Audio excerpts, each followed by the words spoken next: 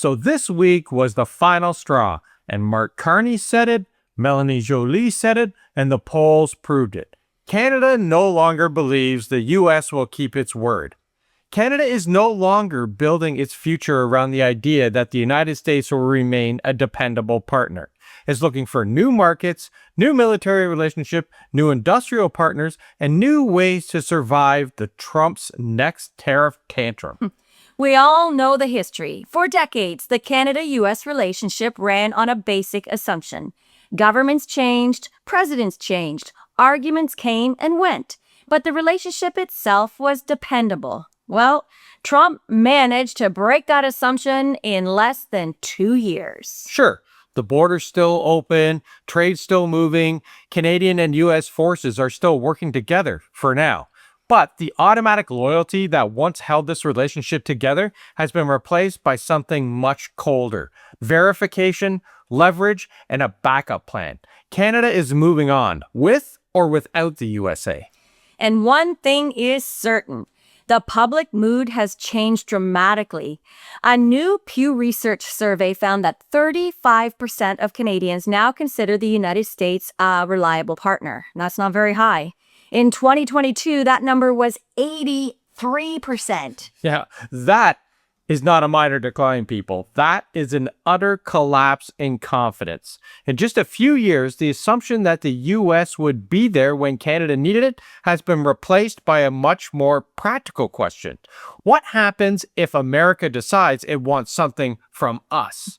Only about 1/3 of Canadians now view the United States favorably. And I think that's too high with Donald Trump in office. But then, confidence in Donald Trump is even lower, with 20% expressing confidence in his leadership and 79% expressing little or none. And I agree with you. Who the heck are these 20% anyway? I'm not sure, but I think they need to re-examine their priorities and get on board with the rest of the country here. I think they must be the Alberta separatists. Ooh. Just saying. Listen, the point here is that Canadians are not struggling to understand the message coming from Washington. They understand it perfectly well. The interesting part is that the hostility is not really flowing both ways.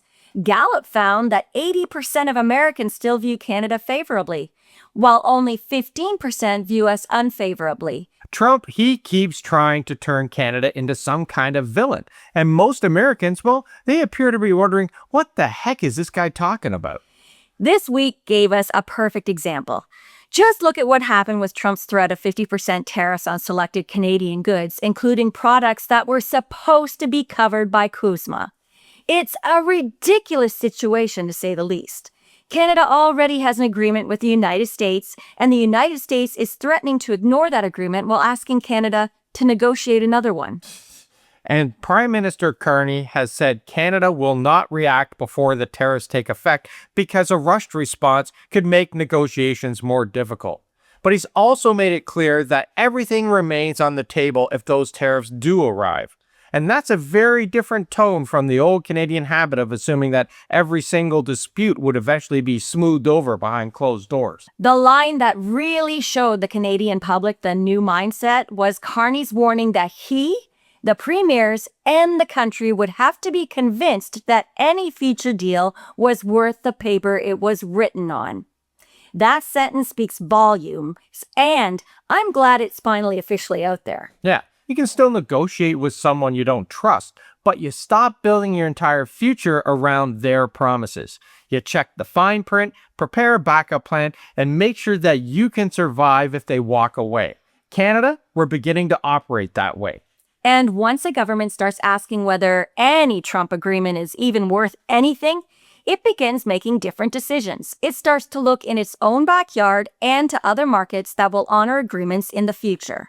And that's how you shore up an economy, by trading with partners you trust. And this explains the language coming from Mélanie Joly. Speaking in Britain, she argued that Canada wants to work with countries that have strong manufacturing bases and can offer predictability, certainty, and dependable partnerships. She described industrial policy as the new geopolitics. And I love that line. She's basically saying that when Canada decides where to build ships, aircraft, energy systems, mines, technology, and critical equipment, It's also deciding which countries will have influence over Canada 20 or 30 years from now. Yeah, for decades, the easiest answer was always the US, right? The supplier was nearby, the system was familiar, the political relationship was assumed to be permanent and stable. Well, if you haven't caught on yet, Mr. President, that assumption has evaporated, and it's not coming back anytime soon. Canada's submarine decision shows that change clearly. Ottawa selected Germany's TKMS as the preferred supplier to begin negotiations on a new submarine fleet, involving designs associated with Germany and Norway. And Canada has also become the first observer country in the Next Generation Aircraft program led by Britain, Italy, and Japan.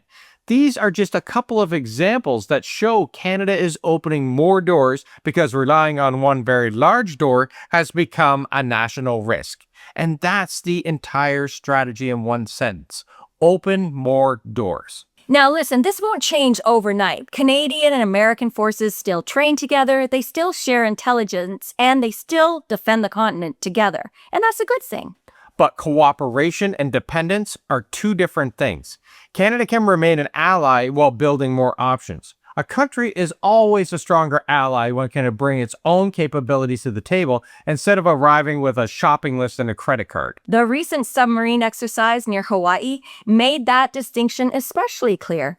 A Canadian submarine delivered the final torpedo strike in a planned multinational military exercise that sank the retired USS Mobile Bay. I don't think I need to point out here the symbolism or what this is a metaphor for, right? I bet both Americans and Canadians can see it clear as day. One country is stepping up, the other's sinking.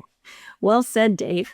Yeah, there is really a big shift happening inside Canada as well. Prime Minister Carney and the premiers are talking about finally breaking down internal trade barriers and expanding energy connections and fast-tracking nation-building projects. The goal is to make it easier for Canadian businesses to sell across provincial borders and make it less dangerous for the whole country when Washington changes direction. Yeah, a business in Ontario could sometimes find it easier to sell to an American state than to another Canadian province. So when the U.S. relationship was stable, governments tolerated those barriers for years. But now the cost of complacency is sitting right in front of us.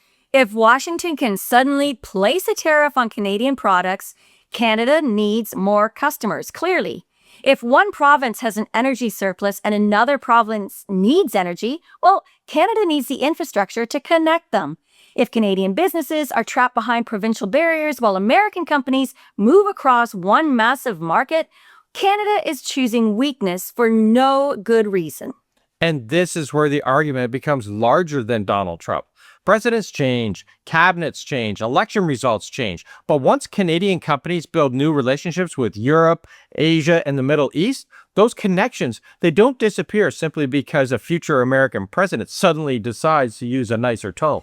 And with Trump already hinting that he's running for 2028, and since it is a dictatorship, he'll probably win, we have to look for other avenues. And think about it. This week, even the canceled joint celebration for the Gordie Howe International Bridge fits into this pattern. Canada didn't close the bridge or stop trade. It decided that holding a cheerful ceremony with the government threatening another round of tariffs would be absolutely absurd.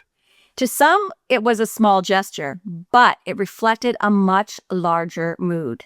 Canadians are tired of being told that an insult is a negotiation, that a threat is friendship, and that a broken agreement is somehow our fault.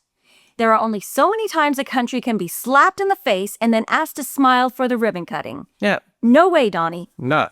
And for some reason, Trump appears to believe economic pressure will eventually make Canadians turn on one another and beg him for relief. So far, you know what's happened? The exact opposite. Premiers who disagree on almost everything are standing behind a Team Canada approach. Well, when the rules change every few weeks, no province can assume its exports are safe. Different regions have different vulnerabilities, but every premier has learned the same lesson. A divided response would give Washington more room to pick them off one by one. Now, the American goodwill in that Gallup poll, it's encouraging. And Canadians, they shouldn't ignore it. Most Americans, they still like Canada. And many understand that this trade war is unnecessary and completely self-destructive. But public affection can't replace a reliable government. And that's how we feel. We all still like our American friends and family and know that it's not you, but when your government is doing to Canada what it's been doing for 20 months, it's not right. And this is where Trump made a mistake that will outlast his presidency. Tariffs can be removed quickly, but the trust, it's going to take a lot longer to get back. And there's also a wider message here for Britain, Europe, Japan, Australia, and other middle powers. Countries caught between great powers do not have to wait alone for the next demand. They can build dependable networks with one another and reduce the power of any one country to throw their economies into chaos. Mélanie Joly described this as countries taking control of their own destiny. I love her. For Canadians, it means more markets for our goods, more partners for our companies, and more control over the systems we rely on. Canada will keep trading with the U.S. We have to. We'll keep negotiating and cooperating on security and working with Americans who want a normal relationship. Because geography, it's not changing, and neither country benefits from turning the border into a permanent economic obstacle course. But the old relationship was built on automatic trust, and that is long gone. Canada is moving towards a relationship based on verification, leverage, and alternatives. We can be friendly neighbors without being solely dependent on what happens whenever Trump steps in front of the cameras. Listen, he wanted Canada to feel isolated and weak, but instead, what he's done is he's pushed Canadians to look inward, reach outward, and ask questions that should have been asked years ago. Now, here's our question for you today. Do you think Canada will eventually go back to the old ways of dependence on the USA if Trump is gone? Or is this the beginning of a permanent Canadian pivot? Let us know your answer in the comments, and while you're down there, check out the pinned comment for our Facebook group, our Substack, and our merch store. And make sure to like and hype and share it with somebody who needs to hear this. Maybe somebody in Alberta or Quebec. Just saying, everybody, separatists. Thanks for watching, everybody, and we'll see you tomorrow. Ciao for now.